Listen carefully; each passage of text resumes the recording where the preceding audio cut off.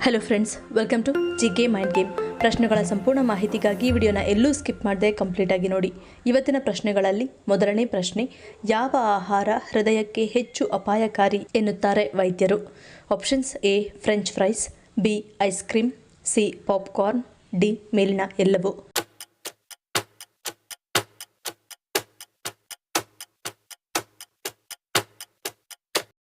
ಸರಿಯಾದ ಉತ್ತರ option A ಮತ್ತು ಬಿ. ಬಿಸಿ ಎಣ್ಣೆಯಲ್ಲಿ ಕರಿದ ಆಲೂಗಡ್ಡೆ ನಮ್ಮ ರಕ್ತದಲ್ಲಿನ ಸಕ್ಕರೆ ಮಟ್ಟವನ್ನು ತ್ವರಿತವಾಗಿ ಹೆಚ್ಚಿಸುತ್ತದೆ, ಏಕೆಂದರೆ ಈ ತಿಂಡಿಯಲ್ಲಿ ಉಪ್ಪು ಮತ್ತು ಕೊಬ್ಬು ಅಧಿಕವಾಗಿದ್ದು ಇದು ಹೃದಯದ ಆರೋಗ್ಯವನ್ನು ಹಾಳು ಮಾಡುತ್ತದೆ. ಇದನ್ನು ತಿನ್ನುವುದಕ್ಕೆ ತುಂಬ ಇಷ್ಟ ಎಂದು ಆಗಾಗ ಸೇವನೆ ಮಾಡುತ್ತಿದ್ದರೆ ಹೃದಯ ಸಂಬಂಧಿ ಕಾಯಿಲೆಗಳು ಬರುವ ಅಪಾಯ ಹೆಚ್ಚಾಗುತ್ತದೆ. ಇನ್ನು ಸಾಮಾನ್ಯವಾಗಿ ಐಸ್ ಕ್ರೀಮ್ ಸೇವನೆ ಮಾಡುವುದಕ್ಕೆ ಎಲ್ಲರೂ ಇಷ್ಟಪಡುತ್ತಾರೆ, ಆದರೆ ಇದನ್ನು ಅತಿಯಾಗಿ ಸೇವನೆ ಮಾಡುವುದು ಒಳ್ಳೆಯದಲ್ಲ, ಏಕೆಂದರೆ ಇದರಲ್ಲಿ ಹೆಚ್ಚಿನ ಪ್ರಮಾಣದ ಸ್ಯಾಚುರೇಟೆಡ್ ಕೊಬ್ಬು ಮತ್ತು ಸಕ್ಕರೆ ಇರುತ್ತದೆ. ಇದನ್ನು ನಿಯಮಿತವಾಗಿ ಸೇವಿಸುವುದರಿಂದ ತೂಕ ಹೆಚ್ಚಾಗುವುದರ ಜೊತೆಗೆ ಹೃದಯಾಘಾತದ ಅಪಾಯ ಕೂಡ ಹೆಚ್ಚಾಗುತ್ತದೆ.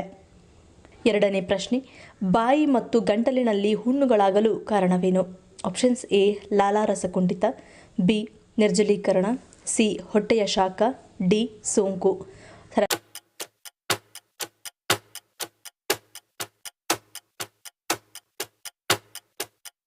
ಉತ್ತರ ಆಪ್ಷನ್ ಸಿ ಮತ್ತು ಡಿ. ಹೊಟ್ಟೆಯಲ್ಲಿ ಶಾಖದ ಉತ್ಪತ್ತಿ ಹೆಚ್ಚಾದಾಗ ಬಾಯಿ ಹುಣ್ಣುಗಳು ಕಂಡುಬರುತ್ತವೆ. ನಾಲಿಗೆಯ ಮೇಲೆ ಕಾಣಿಸಿಕೊಳ್ಳುವ ಈ ಹುಣ್ಣುಗಳು ಸಣ್ಣ ಪ್ರಮಾಣದಲ್ಲಿ ಕಂಡುಬರಬಹುದು, ಆದರೆ ಇದು ಮಾತನಾಡುವುದಕ್ಕೂ ಕೂಡ ತೊಂದರೆಯನ್ನುಂಟು ಮಾಡುತ್ತದೆ. ಇನ್ನು ಗಂಟಲಿನಲ್ಲಿ ಕಂಡುಬರುವ ಹುಣ್ಣುಗಳು ಬಹಳ ಸಮಸ್ಯೆ ನೀಡುತ್ತವೆ. ಹಾಗಾಗಿ ಈ ರೀತಿ ಸಮಸ್ಯೆ ಕಂಡುಬರುವುದನ್ನು ನಾವು ತಪ್ಪಿಸಬೇಕಾಗುತ್ತದೆ. ಈ ಸಮಸ್ಯೆಗೆ ಹೊಟ್ಟೆಯಲ್ಲಿನ ಶಾಖದ ಜೊತೆಗೆ ವಿಟಮಿನ್ ಕೊರತೆ, ಒತ್ತಡ, ಸೋಂಕು ಮತ್ತು ಇತರ ಆರೋಗ್ಯ ಸಮಸ್ಯೆಗಳು ಸಹ ಕಾರಣವಾಗುತ್ತವೆ. ಮೂರನೇ ಪ್ರಶ್ನೆ, ಅಪಘಾತದ ಕೊನೆಯ ಕ್ಷಣಗಳಲ್ಲಿ ಮನುಷ್ಯನ ದೇಹದಲ್ಲಿ ಏನಾಗುತ್ತದೆ? ಆಪ್ಷನ್ಸ್: ಎ ಹಾರ್ಮೋನ್ ಬಿಡುಗಡೆ, ಬಿ ತೀವ್ರ ಒತ್ತಡ, ಸಿ ಅರೆ ಪ್ರಜ್ಞೆ, ಡಿ ರಕ್ತ ಸಂಚಾರ ಕುಸಿತ.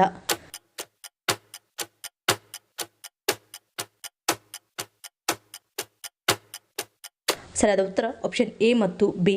ಅಪಘಾತದ ಕೊನೆಯ ಕ್ಷಣಗಳಲ್ಲಿ ಮೆದುಳು ಬದುಕುಳಿಯಲು ಯೋಚಿಸುತ್ತದೆ. ಆಗ ಉಂಟಾಗುವ ಭಯದಿಂದ ಮಾನವ ದೇಹವು ಆಡ್ರಿನಾಲ್ ಎಂಬ ಹಾರ್ಮೋನ್ ಅನ್ನು ಬಿಡುಗಡೆ ಮಾಡುತ್ತದೆ. ಹಾಗಾಗಿ ಆಘಾತಕಾರಿಯಾಗಿರುವ ಅಪಘಾತಕ್ಕೆ ಮುಂಚಿನ ಕೊನೆಯ ಸೆಕೆಂಡುಗಳಲ್ಲಿ ಮಾನವ ದೇಹವು ತೀವ್ರ ಒತ್ತಡದ ಸ್ಥಿತಿಗೆ ತಲುಪುತ್ತದೆ. ಹೃದಯ ಬಡಿತ ಹೆಚ್ಚಾಗುತ್ತದೆ, ಉಸಿರಾಟವು ವೇಗವಾಗುತ್ತದೆ ಮತ್ತು ಸ್ನಾಯುಗಳು ಉದ್ವಿಗ್ನಗೊಳ್ಳುತ್ತವೆ. ನಾಲ್ಕನೇ ಪ್ರಶ್ನೆ, ಪ್ರಾಣಿಗಳು ತಮ್ಮ ಹಲ್ಲುಗಳನ್ನು ಯಾವುದರ ಮೂಲಕ ಸ್ವಚ್ಛವಾಗಿಸಿಕೊಳ್ಳುತ್ತವೆ?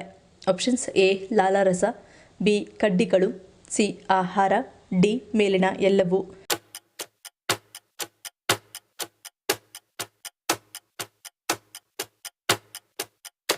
ಸರಿಯಾದ ಉತ್ತರ ಆಪ್ಷನ್ ಡಿ ಮೇಲಿನ ಎಲ್ಲವೂ.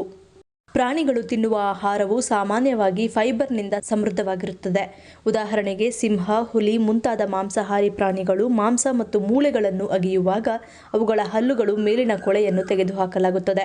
ಸಸ್ಯಾಹಾರಿ ಪ್ರಾಣಿಗಳಾದ ಆಕಳು, ಕುದುರೆ ಮತ್ತು ಜಿಂಕೆಗಳು ಹುಲ್ಲು, ಎಲೆಗಳು ಮತ್ತು ಗಟ್ಟಿಯಾದ ಸಸ್ಯವನ್ನು ಜಗಿಯುವಾಗ ಅವುಗಳ ಹಲ್ಲುಗಳು ನೈಸರ್ಗಿಕವಾಗಿ ಸ್ವಚ್ಛವಾಗುತ್ತವೆ. ಈ ಆಹಾರಗಳು ಹಲ್ಲಿನ ಮೇಲಿನ ಪದರವನ್ನು ಒರೆಸಿ ಕೊಳೆಯನ್ನು ತೆಗೆಯುತ್ತವೆ. ಇನ್ನು ಕೆಲವು ಪ್ರಾಣಿಗಳು ತಮ್ಮ ಹಲ್ಲುಗಳನ್ನು ಸ್ವಚ್ಛಗೊಳಿಸಲು ಪರಿಸರದ ವಸ್ತುಗಳನ್ನು ಬಳಸುತ್ತವೆ. ಉದಾಹರಣೆಗೆ ಕೋತಿಗಳು ಮತ್ತು ಕೆಲವು ಮಾಂಸಾಹಾರಿಗಳು ಮರದ ಕಡ್ಡಿಗಳನ್ನು ಅಗೆಯುವ ಮೂಲಕ ಹಲ್ಲುಗಳ ಮೇಲಿನ ಕೊಳೆಯನ್ನು ತೆಗೆಯುತ್ತವೆ.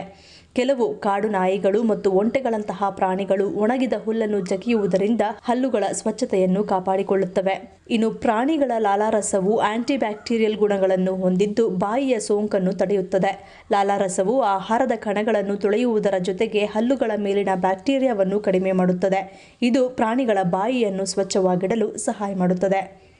ಐದನೇ ಪ್ರಶ್ನೆ, ವರ್ಷದ ದೀರ್ಘಾವಧಿ ದಿನ ಯಾವ ತಿಂಗಳಿನಲ್ಲಿ ಬರುತ್ತದೆ?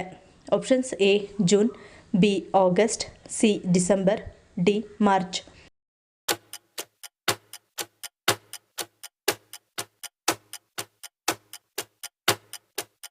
ಸರಿಯಾದ ಉತ್ತರ ಆಪ್ಷನ್ ಎ ಜೂನ್.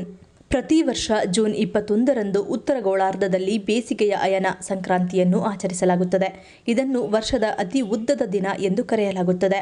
ಈ ವಿಶೇಷ ದಿನದಂದು ಸೂರ್ಯನು ಆಕಾಶದಲ್ಲಿ ತನ್ನ ಅತ್ಯುನ್ನತ ಬಿಂದುವನ್ನು ತಲುಪುತ್ತಾನೆ. ದೀರ್ಘಕಾಲದವರೆಗೆ ಭೂಮಿಯ ಮೇಲೆ ತನ್ನ ಕಿರಣಗಳನ್ನು ಬೀಳಿಸುತ್ತಾನೆ. ಈ ದಿನ ಉತ್ತರ ಗೋಳಾರ್ಧದಲ್ಲಿ ಅತಿ ಹೆಚ್ಚು ಹಗಲು ಇರುತ್ತದೆ ಮತ್ತು ದಕ್ಷಿಣ ಗೋಳಾರ್ಧದಲ್ಲಿ ಅತಿ ಕಡಿಮೆ ಹಗಲು ಇರುತ್ತದೆ. ಆರನೇ ಪ್ರಶ್ನೆ, ಬಿಕ್ಕಳಿಕೆ ಬಂದಾಗ ಏನು ಮಾಡುವುದರಿಂದ ಬಿಕ್ಕಳಿಕೆ ತಕ್ಷಣ ಕಡಿಮೆಯಾಗುತ್ತದೆ? ಆಪ್ಷನ್ಸ್ ಎ ತಣ್ಣೀರು ಸೇವನೆ, ಬಿ ಸಕ್ಕರೆ ಸೇವನೆ, ಸಿ ಜೋರಾದ ಉಸಿರಾಟ, ಡಿ ಕಣ್ಣು ಮಿಟುಕಿಸುವುದು.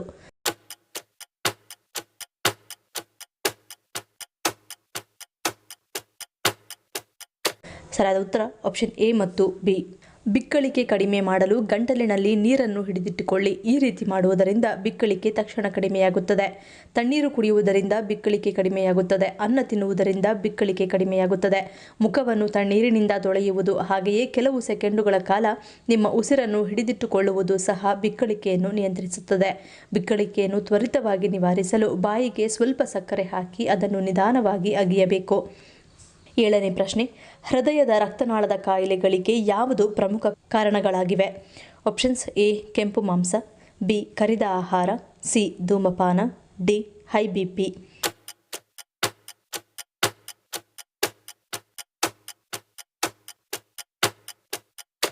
ಸರಿಯಾದ ಉತ್ತರ ಆಪ್ಷನ್ ಸಿ ಮತ್ತು ಡಿ. ಹೃದಯ ರಕ್ತನಾಳದ ಕಾಯಿಲೆಗಳಿಗೆ ಧೂಮಪಾನ ಮತ್ತು ಅಧಿಕ ರಕ್ತದೊತ್ತಡವು ಪ್ರಮುಖ ಕಾರಣವಾಗಿರುವುದು. ಧೂಮಪಾನದಿಂದಾಗಿ ತಂಬಾಕಿನಲ್ಲಿರುವ ರಾಸಾಯನಿಕವು ರಕ್ತನಾಳಗಳಲ್ಲಿ ಬಿಡುಗಡೆ ಆಗುವುದು ಮತ್ತು ಇದರಿಂದ ರಕ್ತನಾಳ ಸಂಕುಚಿತವಾಗಿ ರಕ್ತದೊತ್ತಡ ಹೆಚ್ಚಾಗಬಹುದು. ಸಮಯ ಕಳೆದಂತೆ ಧೂಮಪಾನವು ರಕ್ತನಾಳದ ಪದರದ ಮೇಲೆ ಪರಿಣಾಮ ಬೀರಬಹುದು. ಅತಿಯಾಗಿ ಕೊಬ್ಬು ಜಮೆಯಾದರೆ ಆಗ ಇದರಿಂದ ರಕ್ತನಾಳವು ಬ್ಲಾಕ್ ಆಗಿ ಅಧಿಕ ರಕ್ತದೊತ್ತಡದ ಸಮಸ್ಯೆಯು ಹೆಚ್ಚಾಗುತ್ತದೆ. ಧೂಮಪಾನದಿಂದ ರಕ್ತನಾಳಗಳಲ್ಲಿ ಆಮ್ಲಜನಕವು ಕಡಿಮೆಯಾಗುವ ಪರಿಣಾಮವಾಗಿ ಹೃದಯವು ಆಮ್ಲಜನಕ ಪೂರೈಕೆ ಮಾಡಲು ಹೆಚ್ಚು ಶ್ರಮ ವಹಿಸಬೇಕಾಗುತ್ತದೆ. ಇದರ ಪರಿಣಾಮ ರಕ್ತದೊತ್ತಡವು ಹೆಚ್ಚಾಗುತ್ತದೆ. ಅಧಿಕ ರಕ್ತದೊತ್ತಡ ನಿಯಂತ್ರಿಸಲು ಧೂಮಪಾನ ತ್ಯಜಿಸುವ ಜೊತೆಗೆ ಜೀವನ ಶೈಲಿಯಲ್ಲಿ ಬದಲಾವಣೆ ಮಾಡಿಕೊಂಡು ಸರಿಯಾಗಿ ಔಷಧಿಗಳನ್ನು ಸೇವನೆ ಮಾಡಬೇಕು. ಇದರಿಂದ ಹೃದಯ ರಕ್ತನಾಳದ ಅಪಾಯವು ತಪ್ಪುತ್ತದೆ. 8ನೇ ಪ್ರಶ್ನೆ, ಒಣ ಮೀನು ತಿನ್ನುವುದರಿಂದ ಯಾವ ಸಮಸ್ಯೆ ಅಥವಾ ಕಾಯಿಲೆ ಬರುವುದಿಲ್ಲ? ಆಪ್ಷನ್ಸ್ ಎ ಹೃದ್ರೋಗ, ಬಿ ರಕ್ತಹೀನತೆ, ಸಿ ಮೂಳೆ ರೋಗ, ಡಿ ಮೇಲಿನ ಎಲ್ಲವೂ.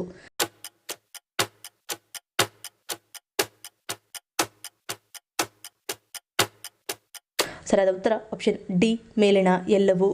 ಒಣಮೀನು ಸಾಕಷ್ಟು ಪೋಷಕಾಂಶಗಳನ್ನು ಹೊಂದಿದ್ದು ಇದನ್ನು ಸೇವಿಸುವುದರಿಂದ ಆರೋಗ್ಯಕ್ಕೆ ಹಲವಾರು ಪ್ರಯೋಜನಗಳನ್ನು ನೀಡುತ್ತವೆ.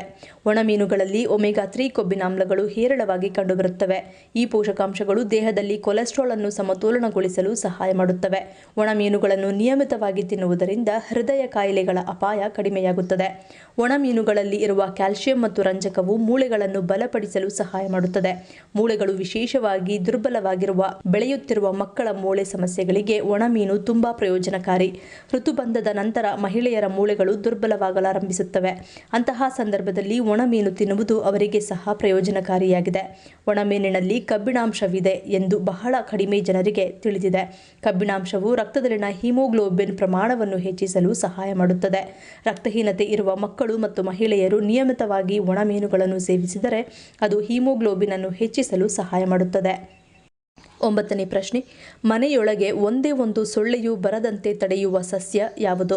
ಆಪ್ಷನ್ಸ್ ಎ ನೀಲಗಿರಿ, B money plant, C snake plant, D ತುಂಬೆ ಗಿಡ.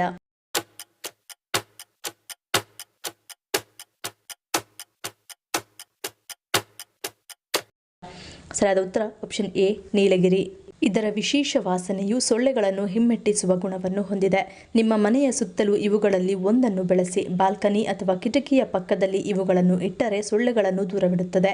ಒಳಗೆ ಬರುವ ಹೆಚ್ಚಿನ ಸೊಳ್ಳೆಗಳು ಈ ವಾಸನೆಯನ್ನು ನೋಡಿದ ನಂತರ ಓಡಿ ಹೋಗುತ್ತವೆ. ಇನ್ನು ಚೆಂಡು ಹೂವಿನ ಗಿಡ.